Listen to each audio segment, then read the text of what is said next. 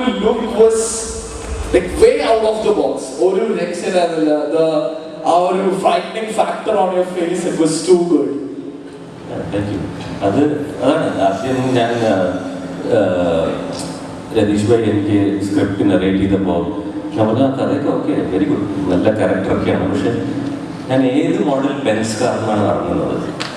Cooling glass brand ചെയ്തതാണ്, suit Italian ആണോ French ആണോ, എന്തൊക്കെയാണ് പരിപാടികൾ? പിന്നെ 6 pack ആപ്സ് വേണമെങ്കിൽ അതിൻ്റെ ഫീസ് കുറച്ച് എക്സ്ട്രാ ആണ് എന്നൊക്കെയാണ് ഞാൻ എൻ്റെ ധാരണയാണ്. അപ്പോൾ ഒന്നുമില്ല, അത് ഭയങ്കര റിയലിസ്റ്റിക് ആയിട്ടുള്ള, റിയലിസ്റ്റിക് പഞ്ച് ഡയഗ്രാം ബാക്ക്ഗ്രൗണ്ട്സ് ഒന്നുമില്ല, ഇല്ല അതൊന്നുമില്ല.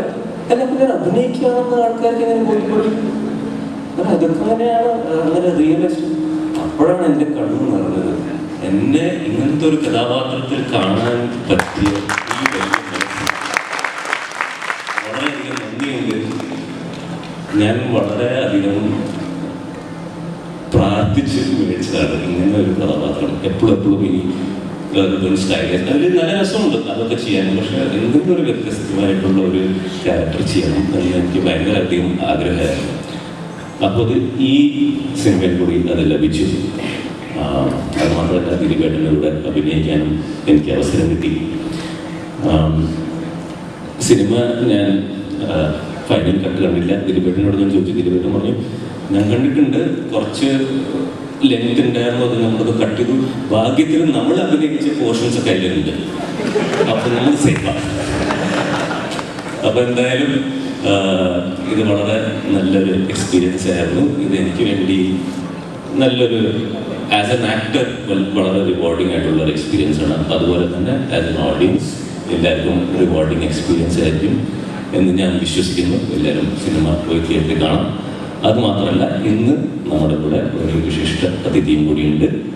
എൻ്റെ കല്യാണം കഴിഞ്ഞു എന്ന് പറഞ്ഞല്ലോ, അപ്പോൾ ഞാൻ ഇന്ന് എൻ്റെ ഭാര്യ കൊണ്ടുവന്നിട്ടുണ്ട്. നമുക്ക് ഇതിലേക്ക് ഈ സുന്ദരിയായ പെൺകുട്ടിയോട് ഒന്ന് ഹായ് പറഞ്ഞേക്കും. ഇതെൻ്റെ ഭാര്യയാണ്.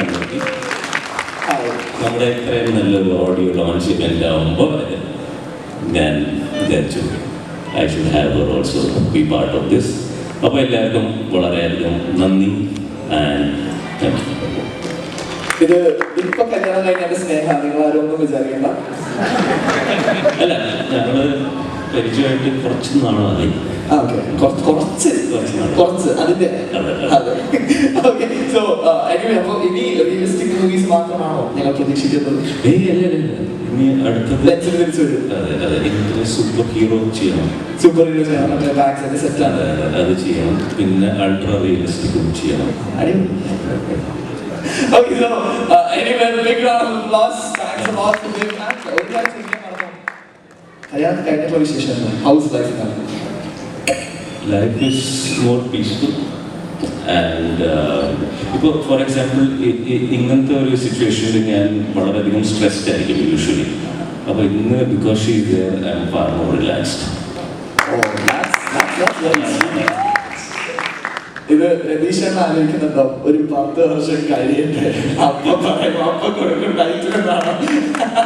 Okay, so anyway, big round of applause to him and wishing you both all the best for amazing life ahead. So thanks a lot Sudhir for joining.